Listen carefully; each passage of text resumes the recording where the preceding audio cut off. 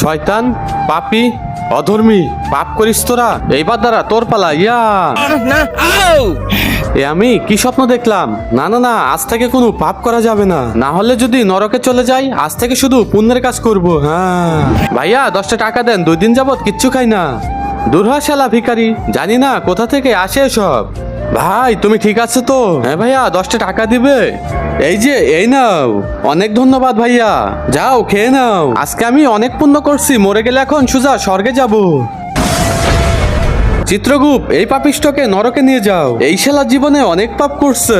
ঠিক আছে মহারাজ। দাঁড়াও মহারাজ, সারা জীবন আমি অনেক পুণ্যের কাজ করছি, আমি ভিখারিকে টাকা দিছি, অন্যকে সাহায্য করছি, কিন্তু তুই যে ভিখারিকে টাকা দিছিস ওই টাকা দিয়ে মদ কিনে খাইছে, এতে ওর শরীরের অনেক ক্ষতি হয়েছে আর তার পাপ গেছে তোর উপরে। কিন্তু তুই যেহেতু পুণ্য করার চেষ্টা করছিস এজন্য তোকে একটা সুযোগ দিব, তুই আবার পৃথিবীতে গিয়ে পুণ্য করে আয়, তারপর তোকে স্বর্গে পাঠিয়ে দিব। মন্ত্রী নিয়ে যাও একে। ঠিক আছে। অনেক খিদা লাগছে, কেউ একটু খেতে দিবা? আমি একে সাহায্য করে আসি। আবার একে টাকা দিলে যদি খারাপ জিনিস কিনে খায় তাইলে তো আবার পাপ কাজ হয়ে যাবে, আর ভুল করা যাবে না।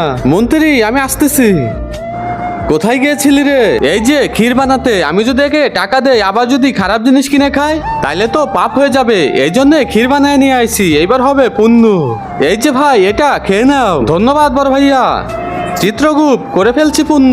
সাব্বাস, এবার তুমি স্বর্গে যাবে।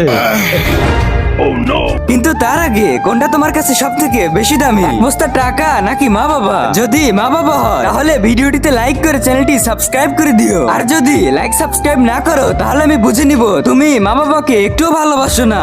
আবে শালা, তুই এত খারাপ ক্ষীর বানালি যে খেয়েই মরে গেল। চল শালা, এবার তুই নরকে যাবি।